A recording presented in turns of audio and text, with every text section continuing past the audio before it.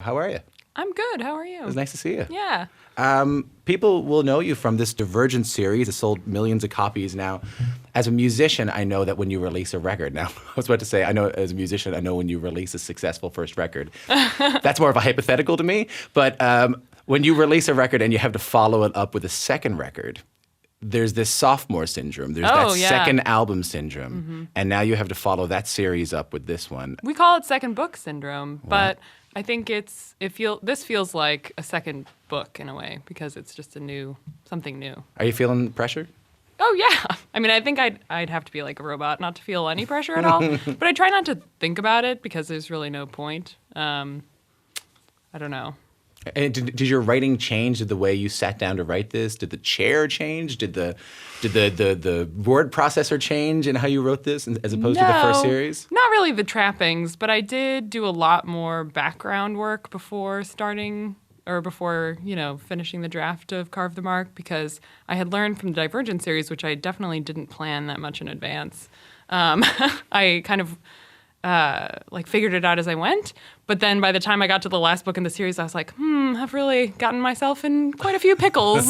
So this time I tried to do a lot more digging into the world building and all of that. So I want to talk about that world that you built. The Divergent books were set in this dystopian Chicago, where you're living, where you're from. Yes. I mean, is it dystopian?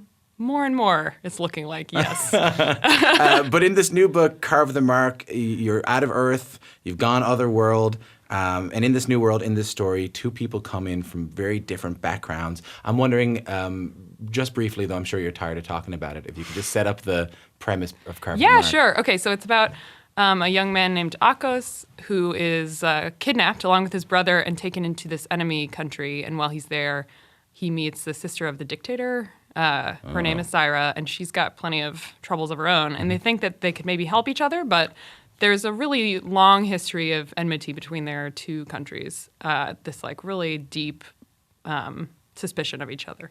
So they're not sure they can overcome that, and that's kind of the story, the basic story. I hope you don't mind if I give this away, but the ending is... No, I'm only joking. The last words are... Syra suffers from constant pain. Right. She's always in excruciating pain, and by touching people, she can pass on that pain to others. Mm-hmm. What was it about pain that you wanted to say in this book? Well, I mean, I have personal experience with chronic pain as well as having a great deal of female friends with chronic pain. And it seems to be a problem that's kind of uniquely female in a way. Not that men don't suffer from chronic pain, but also I don't know. I was reading a lot of articles about how women's pain is underestimated by doctors all the time, even though we have a lot of bluster about how women have a higher tolerance for pain. So it's just this really weird dynamic that exists. But because it was so personal to me, it felt, I don't know, it felt like something that I wanted to incorporate and to explore, I guess.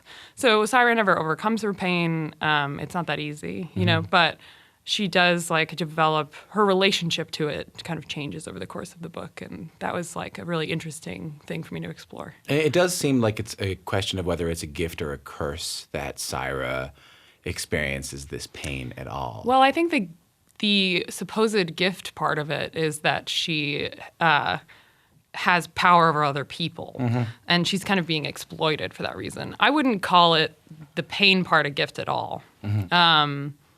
But yeah, so her current gift seems to me to be unfairly weighted toward the curse part. But everyone in the galaxy has these abilities or whatever, but they're not always a blessing. And you read the book and you just can't believe that she's waking up you can't believe she's waking up in the morning and going through her day with this kind of pain. And I know you've been quite public about struggles you've had with social anxiety. Oh, yeah. And that's also something that's hard to wake up and face throughout the day. Mm-hmm. How much of Syra and her battle do you see in your own life?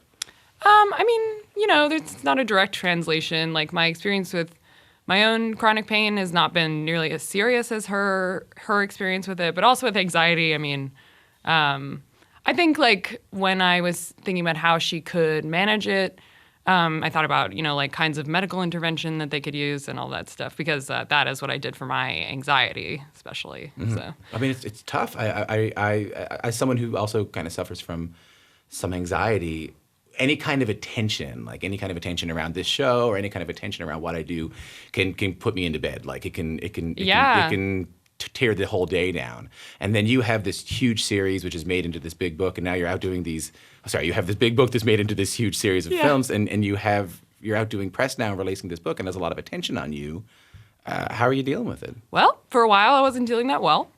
I was just having a lot, like constant panic attacks and waking up in the middle of the night and all that, and just like really having difficulty managing my emotional response to certain things. But I'm definitely a believer in going to therapy. It's like it is going to a doctor, and I'm also a believer in medication if it helps you. So since I've been on medication, I've been able to manage I'm not never stressed or never anxious, but I find that my recovery time is much shorter than it used to be. And that I'm able to be a little more patient with myself, which I think is a huge thing. I mean, it's been really incredible, the change that I've felt. It can really help you. Though as a writer, I was thinking that you don't really need to put yourself out there at all. I mean, I suppose not. There's no shortage. There's no shortage of writers who we just never see. You look at any book on my shelf, either of the two of them, you'll see that there's. I know. But does Cormac McCarthy live in like a cabin in the woods? Like I feel like that's the author stereotype. I like right? to imagine him with long hair and a Viking helmet. Yeah. Oh, that's good. Yeah. How do you see him? I see him crouched over a typewriter, like Gollum over the Precious. Like, poor Cormac. He's probably a perfectly just normal human being who's listening to this right now and weeping. But you don't. But you decide you want to kind of put yourself out there with these series. Yeah, I mean, it's really been it's been huge and significant for me to connect with young people. I think specifically, so I like to do school visits. I was at a juvenile detention center like earlier this year. Last year, I guess. But that connection is important. It's an important part of, it's not part of the writing exactly. Like, I know that seems weird because they are related, obviously. Like, why would the kids want to hear from me if I didn't have the writing? But what do you get out of that? What do you get out of going to a juvenile detention center? I don't know. I get to, I guess, realize for myself that, like, kids who are in juvenile detention centers are still just kids, which is really sad. And like upsetting in certain ways, but they were like amazing, great kids. Anyway, I don't know. I feel like talking to young people and trying to help them foster like a love of reading in them, like that reading makes more empathetic people. It makes more broad-minded people. So I think it's a good thing, even if it's just, fiction and escapist or whatever. So to me, it feels like investing in like our future as humanity, so. If you're just tuning in, I'm speaking with young adult author Veronica Roth about her latest book, Carve the Mark. Her previous series, Divergent, sold millions of copies. And when you began Divergent, you were an unknown. And you were trying to figure out how to, or just moving some microphones around. You were an unknown, and now millions of people have read your work. They're following your work. And like you said, you had to change a little bit about, how you mapped out this new book, Carve the Mark, learning from kind of the past. But are you able to manage the expectations of the fans who loved the first series? Is that on your mind? Yeah, a little bit. I mean, I know some of them will like it and some of them will just continue to like Divergent and wish that I was writing more of those books.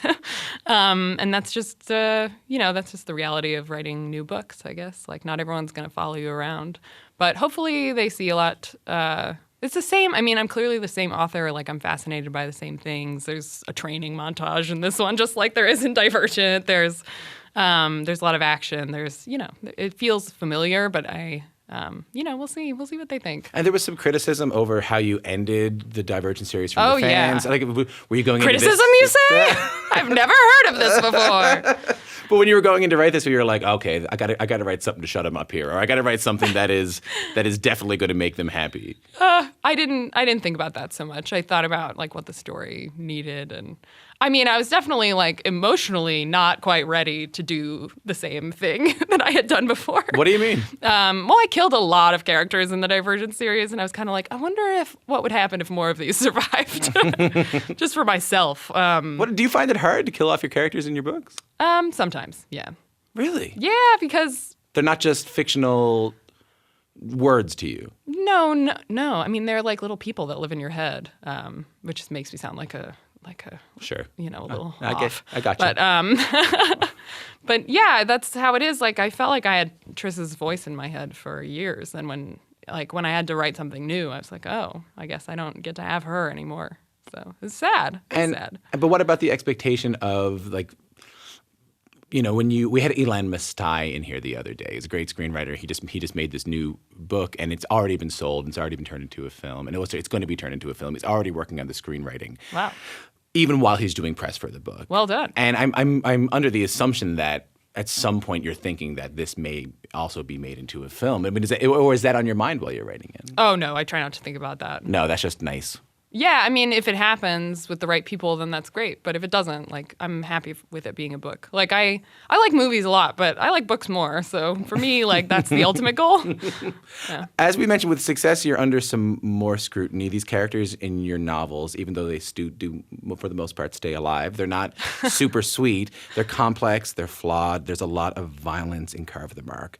Triss is tattooed up in the Divergent series. There are relationships going on. Do you worry, with all the violence in your books, about young people reading this, that they could take something negative from it? Sure. I mean, I think you're always concerned about like the effect that your work will have, but I also believe that teenagers are not as like malleable as we think. It's always like, oh, well, what caused this horrible thing? It was probably the video games or the music or the books or whatever they were consuming. But that's not the case. Like, that's looking at the symptoms instead of the problem, So I don't know. I guess what I'm saying is teenagers are smart and they can recognize the difference between fiction and reality. And also I think violence is in the story for a reason. So I've considered the violence in my books a lot over the past few years, and certainly in the Divergent series with the gun violence specifically, like that. I don't know that I would write them the same way now as I did, when I began. I live in Chicago, which is a city that's having like a lot of gun violence right now. So I have different thoughts about it than I used to, but I try to make sure that it serves a purpose for the story.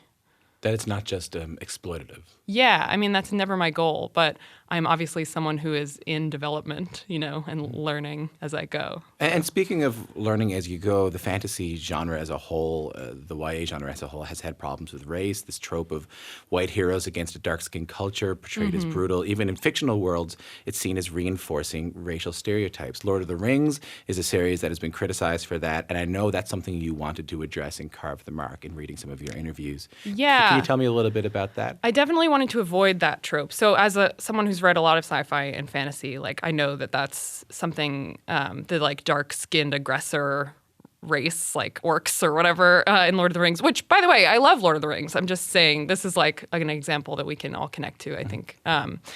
But anyway, I wanted to avoid that, falling into that, because I knew the show type would be like warrior people. And so everyone in the book has like blended origins. So they are physically indistinguishable from each other, not like everyone looks the same, but there is a wide variety of different like physical characteristics in every culture in the book. So there's no one. The Showtide are not like darker skinned.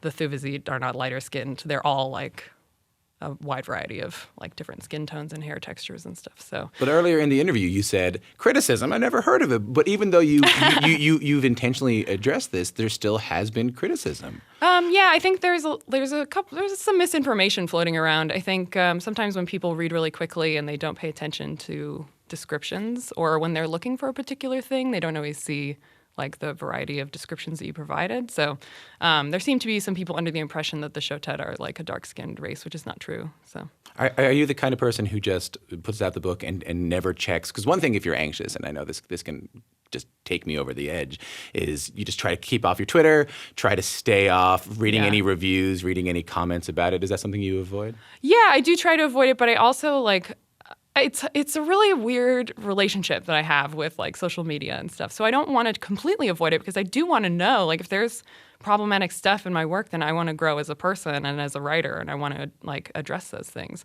So I want to know what's going on, but I also like don't want to trigger a lot of anxiety. So I kind of like go back and forth. Like I poke my head in, I pull my head out, I poke my head in, I pull my head out. So sometimes you just open up your computer and you go, I'm gonna just feel bad about myself for 15 minutes. minutes. That's pretty much what it is. You're like, all right, well, I already am in a bad mood, so I might as well look at Twitter now. I know.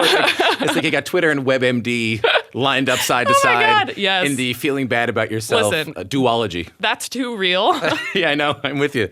It does seem that there are extra pressures and considerations in place when you write young adult fiction. There's responsibility. There's for your fans. There's the fandom in general. Bearing all that in mind, why is this the genre you keep coming back to? Why is this the way you write? Why is this the medium you choose to write in? Well, I don't know. I mean, I think a lot about this because it's like two things. So I love the escapism of sci-fi and fantasy, that you get to enter another world, that you get to have an adventure that you are not able to go on. Like I love those aspects of it.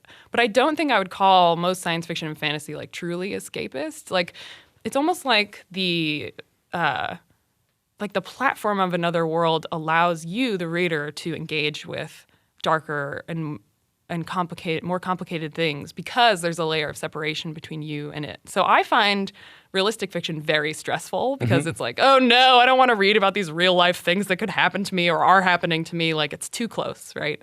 But when you read sci-fi and fantasy, you can think about things like identity and family and like really serious ethical questions. Like you can think about those things without having to engage so much emotionally that you're not capable of like truly analyzing them. So I think that really appeals to me. Like you can explore these interesting and complicated things, but you don't have to do it with like all of our baggage, like all of our real world history and culture and all of that. Like you don't have to carry all that in with you. Veronica Roth, it's been such a pleasure speaking with you this morning. Yeah, thank you. Thank you for coming in. Just stick around for the rest of the week. I'll just hang. Just hang out. We'll get you caught.